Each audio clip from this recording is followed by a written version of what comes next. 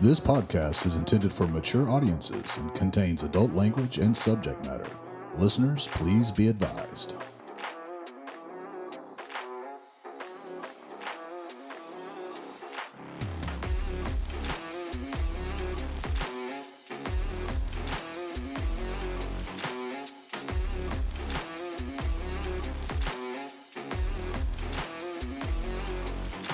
Welcome back for your third episode of Drinking with Your Ex and Other Bad Ideas. Yes, other poor life decisions, much like Goldschlager. Oh God, Goldschlager. My name is Bonnie Neal. And I am Blake Thompson, and this is, again, our third episode of Drinking with Your Ex. We've made it this far, everyone. This is pretty exciting. It's pretty exciting. It's been a little bit of a long haul, but we're making it happen. And just to give you a roundup about what this podcast is about, Blake and I are exes who find ourselves both single and over 40 with really strong opinions about why both of us are still single and over 40. We decided to do a podcast about that just because there's something quite edge play about drinking with your ex and asking real good questions about some real serious relationship topics. And real solid relationship topics. And also, it's not good for if you're worried about your self-esteem, this might not be the podcast for you. Yeah, exactly. Self-care yourself, know your own limits. All right, so this podcast, we have 3 rules. The first one is that each podcast is brought to you by a certain kind of alcohol. This week, our sponsoring alcohol is Angel's Envy, Kentucky Straight Bourbon Whiskey, finished in port wine barrels. Oh, yes. It seems to be very, very relevant to our topic today. The second rule is that we will each introduce each other. Nothing quite like having your ex introduce you to the world at large. And then, of course, our favorite rule, the third rule, is each one of us gets to ask the other an uncomfortable question that they are required, moral bound, honor system to answer honestly. All right. So, does that sound like fun? I can't believe you guys are still listening. But hey, everybody is a sucker and a glutton for punishment. All right. So, our topic today is monogamy. Monogamy and its many facets of monogamy is also, we're going to get into polyamory and a couple other things.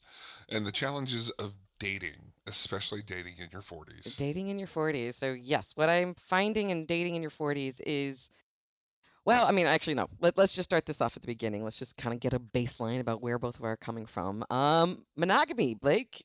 Pro, con. How would you consider yourself? What's your monogamy status? I like how you're jumping into this and trying to avoid us introducing each other again. I try to miss that every week. Every week you try to miss it. Because you have such good ones for me, and I'm sitting there like, I've been very nice to you, which I think I should stop. I'm just excited to see how long it will continue. I'm not here to tell you to stop being nice to me. Never. And again, so everyone, I will start off this week. And let me introduce my partner in crime, Bonnie Neal. She is my ex of 20 years ago. She is a slayer of patriarchy. She loves to talk down to old white men, which is a fun habit to watch, especially when she's intoxicated in a bar. Oh my, okay, yeah, wow, what a very strange. I mean, oh, that's true, except there's no video evidence, so I will deny it. All right, ladies and gentlemen, this is Blake Thompson, who, all 6'5" of himself, really finds his innate happy place by playing thrash fucking metal at 6 a.m. on a Sunday. Just letting you know, this is the fun thing about living with Blake. Thrash metal, 6 a.m., and he's gliding about the living room, just swanning with, like, inner peace. It's weird. Of course, I'm actually going to jump in on this intro because what she's failing to realize and failing to mention, everybody, there's also those moments where I am dancing around the living room to Taylor Swift. So there are many facets to my musical taste. You got weirdly defensive about my introduction of you. I'm just letting you know. I mean, I let that whole patriarchy picking on old white men thing pass, but you got defensive and wanted to clarify. I am not defensive. I am merely clarifying. It's like, because everybody likes to see, look what you made me do on Sunday morning. Again, brought to you by Angel's Envy. Ladies and gentlemen, thank you for joining us. We are discussing with our exes the real fun, non-controversial topic of monogamy. Can I lunch into it again? All right. Monogamy, yes, no. What's your monogamy status, Blake? Right now, it's like you mentioned it earlier in like our conversation leading up to the podcast, where like right now I'm looking for my person. I'm not sure what it's going to look like. I know I don't want to be in a polyamorous relationship. I don't want to be a secondary. Okay, but just kind of across the board with your dating, are you for monogamy in your dating life? Well, I mean, and again, it's a discussion with the individual because each situation is different, especially in dating. Because you have people in many types of relationships where they're in open marriages, they're in open relationships, they're in a polycule where you could be a secondary or a third or a fourth or a fifth even. Well, okay, but so And I'm not avoiding the question. you kind of sort of are. I'm just saying, like, if this was like kind of a yes, no, maybe question, and now we kind of, getting all around the world. But as you are presenting dating self on the dating profiles of Doom, what are you saying? Are you both offering and requiring monogamy? I'm not requiring monogamy. Are you offering it? I could be, yeah. I could be offering it. Okay. Okay. Could be offering it. I guess same. I mean, I don't really believe in monogamy, but Monogamy as an institution is just very. I think as my presenting dating self, I feel like monogamy-ish is needs to be the rule of the game, especially for beginning of relationships. Right. Okay. Well, and that therein lies like, now over dating over 40, it is that is the starting gate. And if you've heard how we kind of pussyfooted around any kind of like definitive answer, it is because there's not any definitive answer, especially at this stage of the game, because, kind of kids are off the table, right? So if you're kind of eliminating the need for, monogamy parenting based on both of you being sure that you're, genetic material walking around in a If you were diaper. walking around looking for semen demons and crotch goblins, I'm not your guy. Vivid. Semen demons and crotch gods? Crotch goblins. Crotch goblins, right? Much semen demons and crotch goblins. Nothing against people that want to have children, but for me, it's, and I'm going to say this, at my age, I don't feel fatherhood is in my future, nor am I seeking it. Right. I mean, for me, motherhood is definitely not in my future. I will not have children. I cannot have children. Yay, team sterilization. Go me. But yes, it is so that we are kind of like specifying the world that we're dating in, which is off of a lot of different paths, and that we are not looking to have children with whoever our partner is. I'm not against my partner having children, but I'm not seeking children as part of my romantic dating life. And therefore, one might say the quote unquote traditional biological requirement for monogamy is sort of mutable. It's not there anymore, right? Monogamy becomes about something other than co-parenting and genetic material, and about And also, it's like where you get, when you start talking about monogamy, you look at day old things like dowries and whatnot, where it's like these are things that are just starting to start to fade in the past. Relationships are evolving where people have open relationships, even like in legal marriages and whatnot, where, and it's something that's communicated, right. where it's understood, where if it's not communicated, cheating. Right. Well, I mean, and therein lies kind of like the crutch about monogamy. What's the opposite of monogamy? Some would say cheating, and I'm like, no, it's not that simple. Cheating definitely can come into a concept of monogamy, but what I'm seeing when I'm on the dating apps, right, is that there is maybe some sort of there's no longer a default expectation, I think, of monogamy. There's an awful lot of polyamorous, open marriage.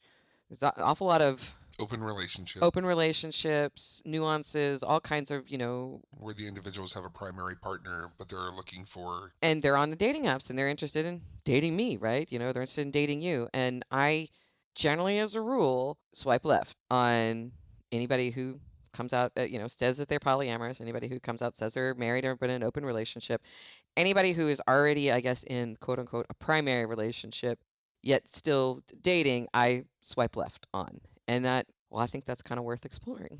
Do you do the same? Yes, as a matter of fact, I do.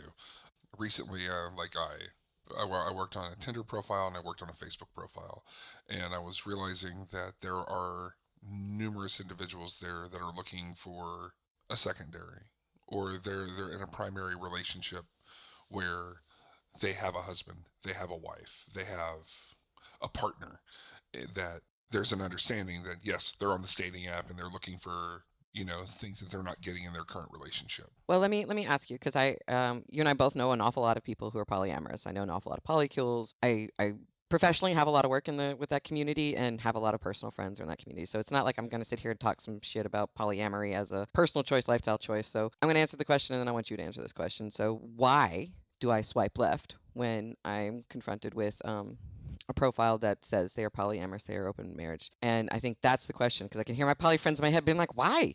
Why would you do that? Like, what's behind it? And is it some sort of polyism, or and I'm like, well, for me, I the answer I give is kind of two-part. Like, I am looking right now for a primary relationship. I'm looking for my person, and I'm looking for someone to be their person, and that is a two-person closed unit digit. The reason why I am excluding polyamorous couples or polyamorous trios or polyamorous relationships, and saying that they're not capable of what I'm looking for, is that I also am aware of my own limitations in relationships, and that I need to figure out how to negotiate my needs and someone else's needs in a relationship. And I do not have the communication skills to do that well, much less add a third or fourth or fifth person's needs into my communication skill set and emotional maturity and honesty skill set. Like, honestly, like, a lot of the poly people I know are 10 times more emotionally mature and articulate than I could ever dream about being. So I feel like getting into a poly dating situation is kind of like going into a PhD level math class, and I mean, I need to learn some algebra. It's kind of how I feel about it. No, I agree. It's also like when you're going into the poly relationship, you end up meeting that person's partner. Yes, you should. And like everybody should be above board. Otherwise, it's called cheating. But yes. It's like I don't want to be someone's dirty secret in a closet, or where it's like I saw the joke the other day. If someone calls you the day before Valentine's Day or the day after Valentine's Day, you may be the side piece. You're totally the side chick, is what that. Yep, Yeah. I saw that same meme. Yeah. Yeah, if he doesn't call you on Valentine's Day, you're totally the side chick. Yeah. And I know that, like, people who do good poly, whatever that means, non-toxic and abusive poly, as opposed to what, non-toxic and abusive monogamous relationships, whatever. They're not mutually exclusive. I mean, you can have, and again, even in a poly relationship, you can have cheating. You can have to where there's not communication. It's like, okay, there's a mystery partner floating around. Who are they? And in a monogamous relationship, it's like you have to have the person. You could have a physical relationship with another human being, or you could have an emotional relationship with another human being. Right. Well, I mean, let's get at the elephant in the room, right? When you're talking about monogamy versus talking polyamory, talking about monogamy, and then let's talk about cheating, right?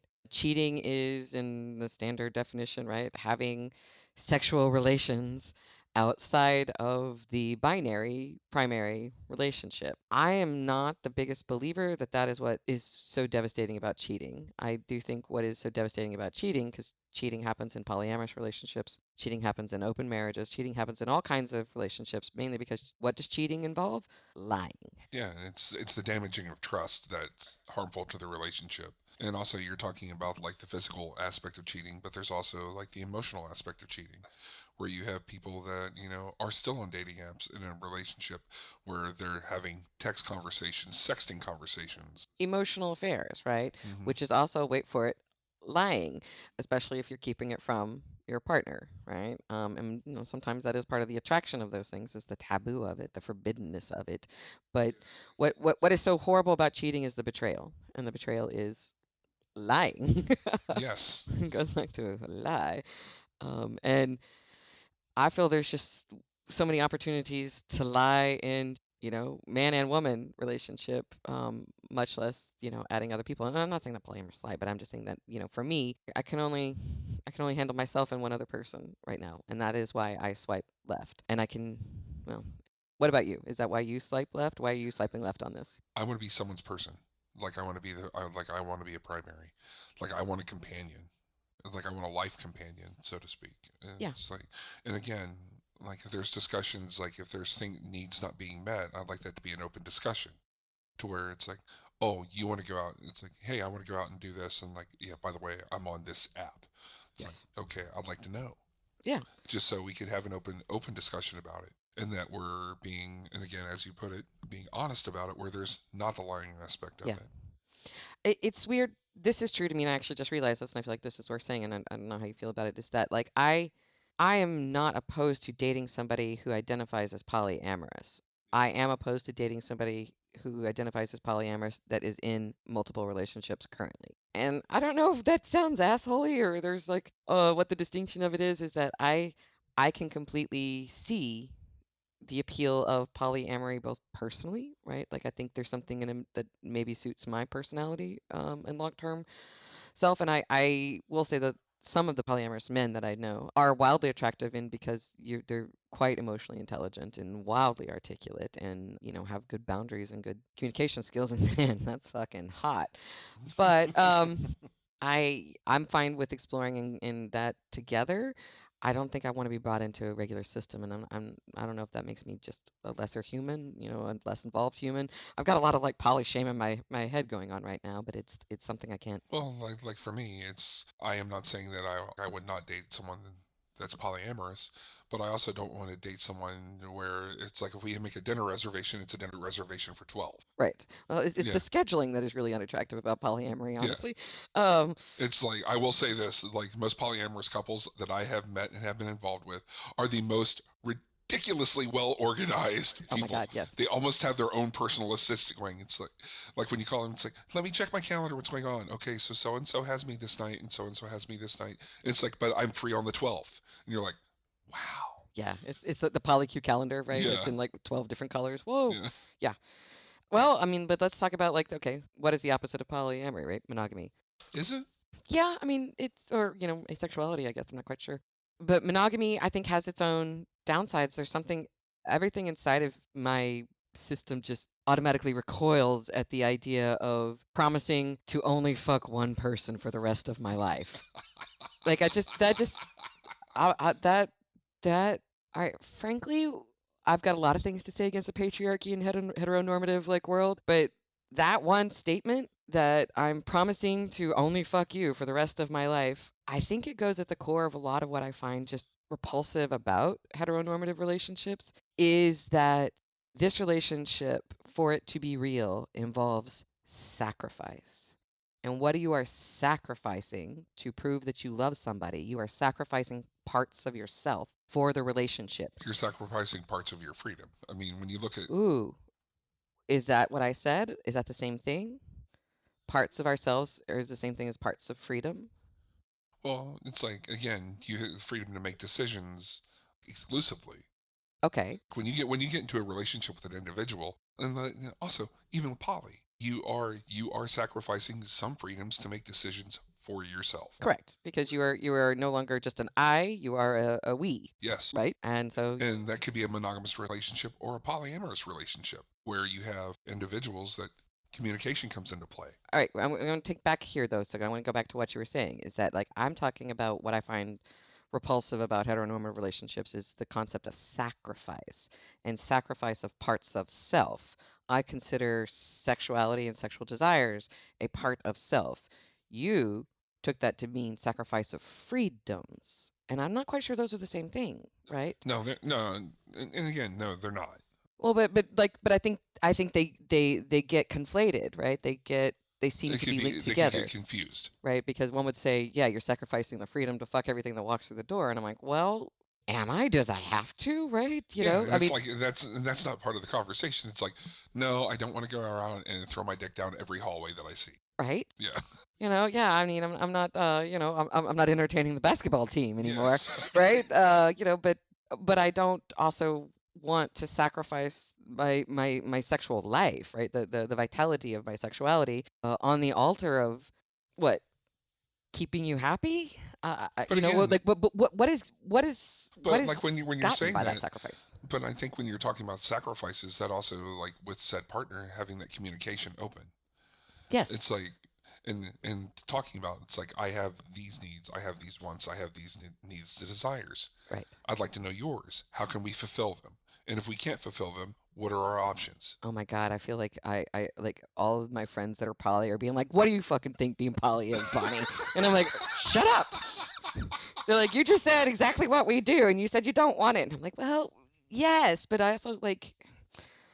All right, to be just blunt ass honest about the reason I don't want it is like I don't want to be the emotional noob in the relationship. And especially with some of the poly relationships that I've witnessed that are really well established and really well communicated, it's fucking intimidating. Yeah, like no God, that's the truth. I'm It's like like I don't you're want to do walking in, that. it's like, hi, I'm the new guy in the room. What's happening? I mean, I feel like the remedial student, and that's not hot. They're in a polo shirt and a pair of khakis going, hi, I'm really uncomfortable in this outfit and I don't know what to do with myself. Yeah, yeah. I aspire to be that emotionally aware and articulate, but I'm not there yet, guys. And neither am I. And it's like, this is where, and again, it's like Bonnie and I are both proponents of therapy on this one. Therapy. We're like, But in these situations, you can only role play these conversations with your therapist so many times that yes, before it gets weird. yeah, yeah, totes weird.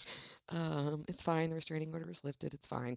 When your therapist goes, okay, I don't know how I feel about that. We should talk about that statement. I just feel like monogamy is just such yes no, it's such a binary, I think, in heteronormative relationships right now, that and I do think it kind of does leak into genders, right? In that I think women are traditionally supposed to be the enforcers of monogamy. If you cheat on me, you're out the door, and men are supposed to be the cat and around hounds, right? That are, can't, like, monogamy is something completely impossible for them to think about or contemplate.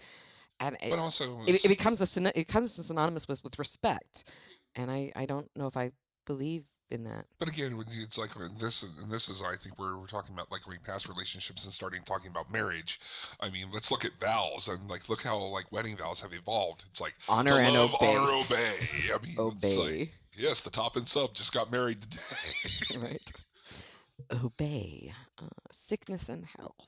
But it's pledging yourself to one human being for the rest of your life when human beings are not exclusive. They're pack animals. We are pack animals, right? But I think pair mating is a thing too. Pair mating has also contributed to our evolution as a species. I'm not offended with marriages and weddings where, I mean, I think there's something remarkably brave about pledging your life to this person, especially doing it in the community. That's what a wedding is, right? You're basically you're asking your community to witness and support this union, right?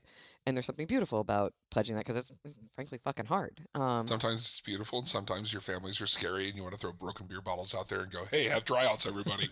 To be fair, I feel like all weddings are exactly like that. That's why there's not a lot of broken beer bottles around. But pledging your life to somebody and pledging to, be together through this crazy ass journey of life is not the same thing, I think, as pledging you'll be the only person I will fuck for the rest of my life. I feel like they get conflated. I feel like they're meant to be one and the same, and I don't think they have to be, or at least I don't want them to be. That's not the world that I want.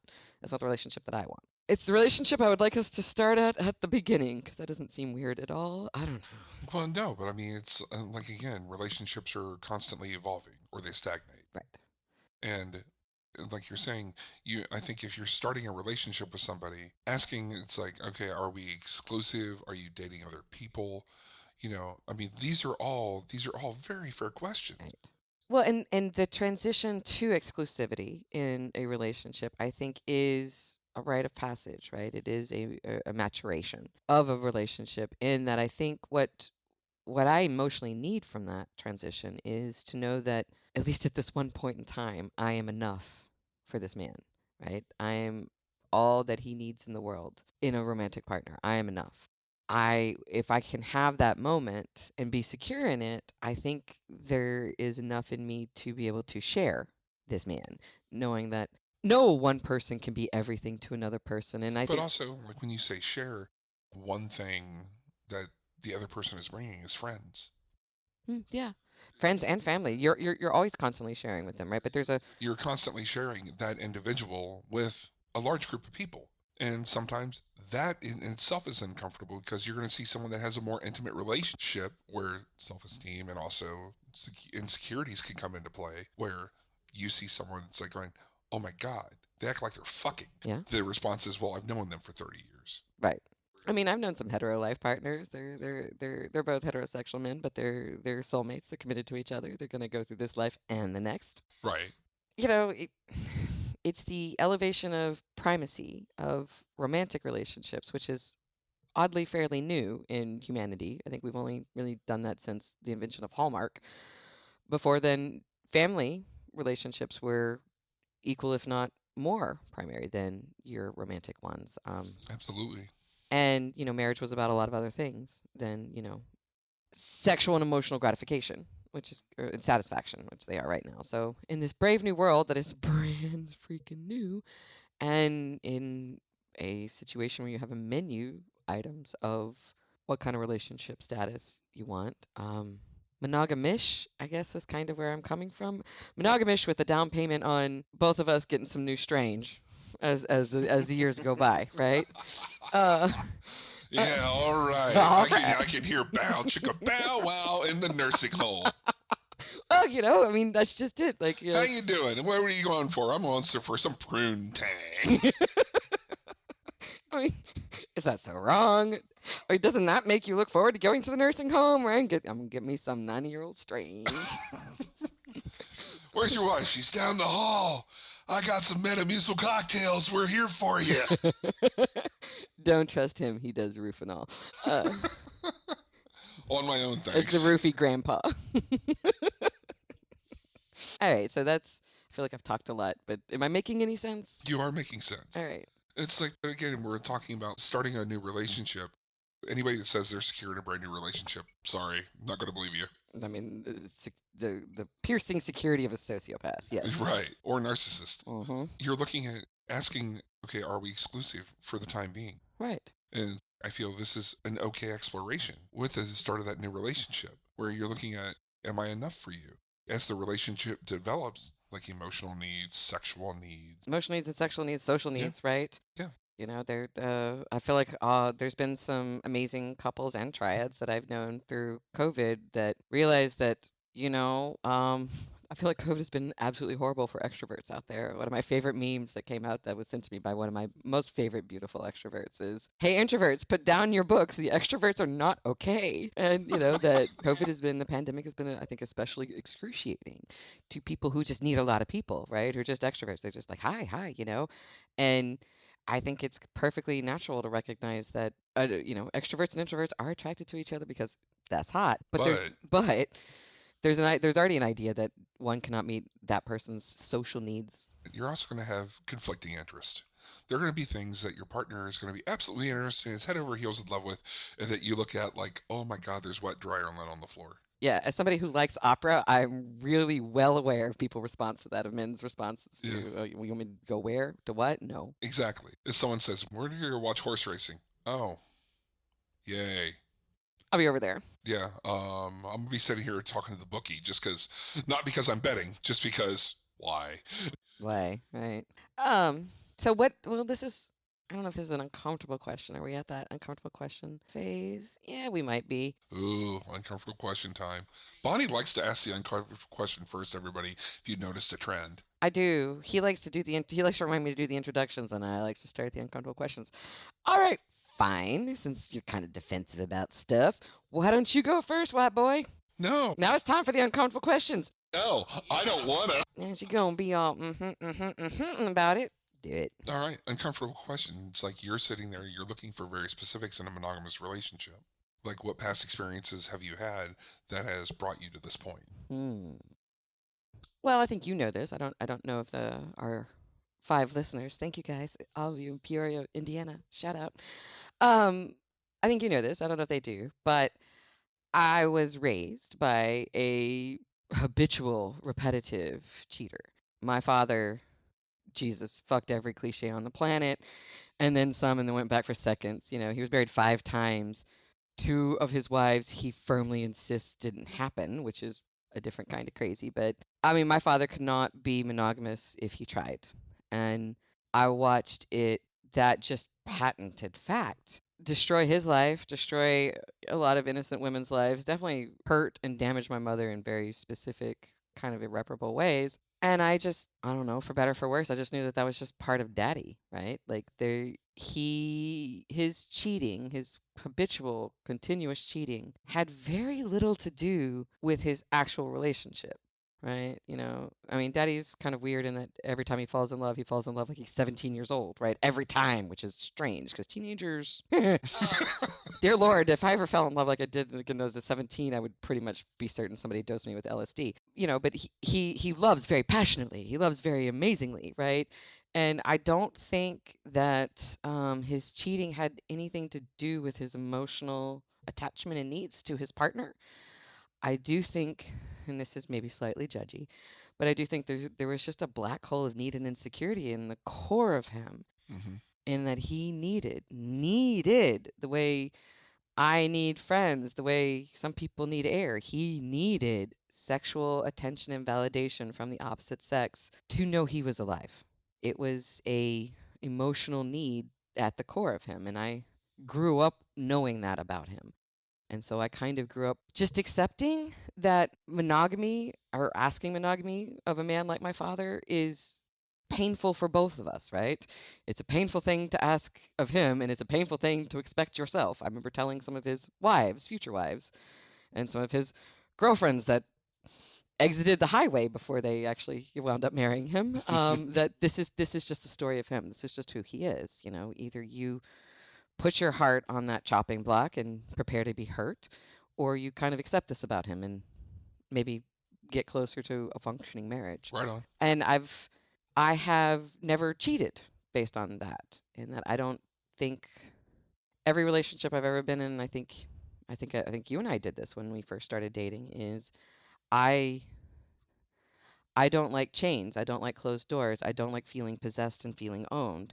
And therefore, I don't like anybody else to think they possess and own me, right? To quote the immortal Waylon Jennings, I'd gladly give my heart to you, but the rest belongs to me, right? That we're in love, but that doesn't mean like you own my genitals now. Um, and I like to just, I did this. I actually have an ex-boyfriend. Shout out to you, Rains. Love you.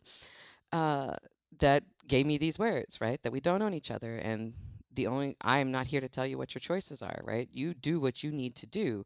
The only thing I ask is that you don't take my choices from me, right? Like if you are out there and that is the hottest fucking strange you've ever seen in your life and you gotta go home with it or you're gonna regret it for the rest of your life, dear Lord God, go, right? Go do that. The only thing I ask is, drop a quarter in the payphone and give me a call and just let me know, right? Or this give you an idea about how long ago this was said. This is the late 90s, back when there were payphones, but just make a call, send a text, that because you don't get to take my choice away from me, right? Right. I get to choose whether or not I'm okay with that. I get to choose whether or not that is something I'm willing to know and accept about you, right? Like I get to make choices. You don't get to lie to me, and I will not lie to you. Like, let's just take the lying out of it. Um, so there you go. I mean, that was a real long-winded story about why I'm not It wasn't a long-winded story. monogamy. I'm monogamish, right? I'm looking for security and emotion. I'm not quite looking for, chastity belts and literally locking that shit down. Right on. All right, so Your turn. I'm comfortable. You have been, and perhaps maybe currently are, in a polyamorous relationship. Yep. Where does polyamorous relationship and emotional cheating, where is that line? Can you emotionally cheat in a polyamorous relationship? Or is that just considered dating? No. Well, and again, it goes back to that communication part, and then also goes back to the lying part, where, like we said, all the successful polyamorous couples that we know have ridiculous organizational skills and also very candid honesty, Yes. where they're having very open discussions. Yes. It feels brutal if you've not done it before, but it's not. It's usually just it's kindly straightforward. In fact, the last two women I've been involved with have primaries, and the primaries are very aware of my existence. You're hard to hide. You don't blend in. Sorry to break Yeah, this I to don't you. blend. Yeah, I don't hide well, folks, right Mm-mm. now, because I look like a post-apocalyptic Santa Claus right now. True, true. Even with camouflage all over your face, I still see you. But again, my challenge is I'm not the primary. I want to be. And what does being the primary mean? And again, it's not. I love that we're using polyamory language to talk about like our desire for monogamy. I feel like if any of our poor poly friends listen to this, they're gonna snicker. Actually, this is pretty existential if you think about it. I want to be the first choice. Okay. I'd like to be the first choice. First choice or first pick? What's the difference? I don't know. I feel like there is a difference. Maybe something about choice and pick. Yeah, no, you're right. They are choosing, right? Okay. I've got a friend who was like, I just want somebody to pick me, right? Which I think is a reference to Grey's Anatomy. I'm not sure. It is a reference to Grey's Anatomy. I want to be the person that it's like, yeah, he's my go-to. My person. I need my person. Yeah, like I want to be someone's person. But I also understand being in a polyamorous relationship, that's not always. I think polyamory cues, the polycues I'm thinking of, they would say it doesn't just have to be one. Right. You don't always have to just have one, right? It can be you have a village to call upon, right? As opposed to just one person, because it can be it's when a system has one point of failure, it's kind of a failed system, or it's a poorly designed system, right? Right. But I get that. I mean, I get it all. Like intellectually, it all makes sense. But at the end of the day, there's something inside of me that needs to be your favorite. Yes. And also, this is where it comes to the discussion of where your emotional needs are. Right. What type of emotional needs do you have? What kind of emotional needs do you need fulfilled? Right. I'm going to expand on on the uncomfortable question. Actually, I understand where my emotional needs came from. Where there were times where I will admit I was a black hole. I was raised by a borderline sociopath. Mom. Where mom, but not mentioning names. So if our 5 listeners knows my mom, shut up. Don't ask, don't tell everybody on this one. Where emotional needs, if they were meant to be met, there's a price for it. You're almost competing for that emotional need to be met. Well, yeah. If it was transactional, right? Yes. There ain't nothing for free. There was no whatever this unconditional love thing people talk about, right? Is like if you wanted your mother to be nice to you, you had to pay her in some way Yes. for it. At one point in time, and it's been to my detriment, and especially in past relationships, where my emotional needs weren't being met, and I wasn't telling my partner. Who are you telling? Other people, friends, Ah, exes. takes a village. Takes a village, but I wasn't honest. So you were lying. You were hiding it. Like, I was hiding it. you were cheating. Yes. I'm sorry. I learned from it. Like I know the warning signs of it when I feel it coming on. If I feel the insecurity coming on, it's like, okay, we're gonna have a conversation. This is what's happening. This is how I feel. I'm not saying it's logical. I'm not saying it's right. Well, what? Do you mind if I just ask some follow-up questions on this uncomfortable question? Sure. I mean, just to get slightly more specific, like what were those emotional needs that you were hiding from her or not going to her with? Like what were those needs that you were getting fulfilled by other people? What were they? Sometimes stability. What does that mean? Where talking to someone that I viewed as more stable than my partner, especially in troubled times in the relationship, which was wrong. In your own stress, her own stress, or y'all's stress? Combination of all. Okay. So you were hiding your own feelings about the relationship from her and going to somebody who, I guess, an unaffected neutral party. Yes. I mean, it's not an irrational choice, but it's also it's not something that fosters trust. It's not something that fosters open communication. It's not something that fosters a continuing relationship. correct. Because if you're going to someone else without telling your partner for emotional needs, yes, you're betraying your partner in some way, form, or another. You can call it lying, you can call it cheating. I mean, yes and no, because I feel like based on the sheer broadness of your language that you just said, that means anytime you go to your best friend to bitch about your partner, you're emotionally betraying your partner, and that's not true. No, that's not true. But again, there are situations where that occurs. It's when it becomes a habit, where it becomes a comfortable habit, where it becomes an easy habit, where you fall into that pit Yes. where potentially it can be looked as cheating, especially if it's someone that you've been involved with, someone that you've known for a long time, someone that you've been attracted to at one time. Huh. Well, there's an interesting idea. Like unfinished business type of attractions and things of that nature. Ah. So we like to call those fantasies and old flames in regular speak. So all right, so forgive me, I'm going to kind of recapitulate what you just said in maybe more layman's terms, counselor. So what you're saying is that when there was emotional trouble and stress in your relationship, you reached out to old flames to bitch about your relationship with or to let them comfort you about your relationship? Yep. Okay. So that's something my father does. But it's candid honesty, everyone. I spent a year in therapy talking about. And what have you learned? I learned what the warning signs are, and I learned that open communication is key. And if you're in a relationship and that person cares for you, you shouldn't be afraid to go talk to them. Well, I mean, it's nice to say you shouldn't be afraid. It, in my opinion, kind of natural to be afraid. They are, whether they know it or not, they're the ones literally holding your heart in their hand, right? They can hurt you the most, so it makes sense to kind of, They I don't know all the know, place to put the pins and needles. rehearse with somebody who has maybe less power. But you're right. These things, that behavior can 100% sabotage a relationship. And also, folks, if you're having these challenges, go see a therapist. It's true. Go see a therapist on it. Have an objective person in the room. Your best friend, your bartender, an ex. No offense. Oh no, no. I mean, I have my opinions. Yeah. We're doing this podcast because we are the definition of non-objective about each other's lives, right? I mean, I got totes opinions, and so do you. Yes. And also, if you have your emotional baggage, communicate that with your partner. Well, therein lies the rub. This is what makes relationships. This is what makes intimacy Mm-hmm. is when the newness wears off, when you can only fake your best self for so long until you're like, nah, this is me in sweatpants eating peanut butter out of the jar Yep. with the spoon How's it going? on midnight. You're the one eating the butter. I'm not, but Yeah, why are there teeth marks in the butter? Don't talk to me. oh my God. I did. You just sometimes you just pretend not to see things. That's what I'm saying. That's love. Can we talk about your habit of like air frying tater tots at 3 o'clock in the morning and smelling up the whole house? I did not do that. Why would you say that? That is a lie. I never did that.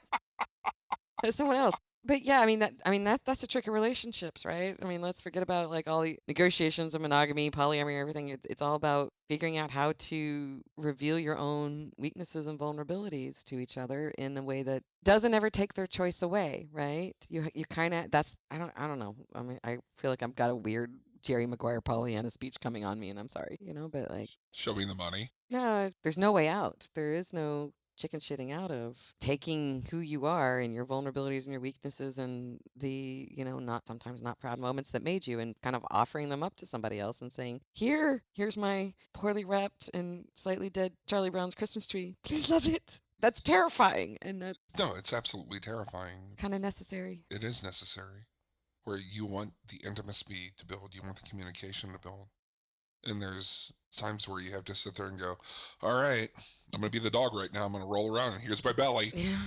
Well, I do. That is one of our topics to talk about on podcasts, and I think that the idea about how to fight fair and sometimes how to like disclose fairly, because it all comes back to vulnerability, right? Intimacy. You cannot have intimacy without vulnerability. No, you can't. You can't have an honest relationship without the presence of vulnerability. Right.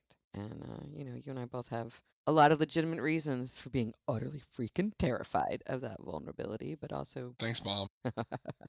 thank you, the entire county of Menard. You're Yeah. welcome. But therein lies the challenge. Right. So as we get to the point where we're spinning this yarn, what we're looking for in relationships, like, does it come down to safety? No, I think there's a word. I think it comes down to trust, right? And we were talking about that earlier, right? That being the key ingredient in all those things, and not quite knowing what is involved in the recipe of trust. How does one make trust? Well, trust is earned, trust is built, and sometimes trust is offered, right? So those are three wildly different situations. I prefer to have more detailed instructions. Send this back to the manufacturer. I'm going to go Karen on your ass. This seems unclear. But that's what it is. I mean, safety is just trust. You trust that this person isn't going to deliberately hurt you. And then you also have to be worthy of that trust back. And I think that's where your sense of guilt comes from, right? Mm-hmm. Guilt and shame. Is that you maybe weren't trustworthy. But also, like, I'm at the point where forgiveness of myself for doing it. You didn't do it on purpose. You didn't go out and say, hey, I'm gonna, sabotage this relationship as best as I fucking can. No. The only way we learn is through relationships. As one of my exes put it so eloquently, it's like, remember, Blake, the only constant in all your relationship is you. So you say that to me all the time. Am I the one who said that to you? Hmm? No. No, you did not say that to me. Yeah, you shared that wisdom, but it's true. It's also, well, of course, right? Duh.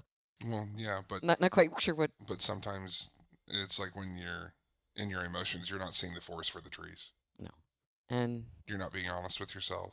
well, and it goes back to monogamy versus polyamory, right? It kind of all comes down to you, right? Me. What am I capable of? What am I willing to give? What am I willing to give up? What am I willing to sacrifice? What am I willing to not? What am I willing to communicate? When is the right time to trust? When is the right time to expose that vulnerability? When is that right time to and again, folks, we're not talking about red flags or anything. We're just talking about, Ooh, another podcast idea. Love it. Okay. yeah, red flags. That's another podcast idea for another topic, so we're not going to go into those. But it's all about trusting yourself and then trusting yourself to communicate to your partner what needs you have, what desires you have, and what emotional fulfillment, What expectations you have. yeah, that you're looking for in the relationship. God, that sounds really, really hard. Right? I mean, why don't we just get blasted and fall into bed? That totally will work out, right? Or what is it? A friend of mine says so elegantly. Why don't I just get drunk and slip and fall on your dick and let's see what happens?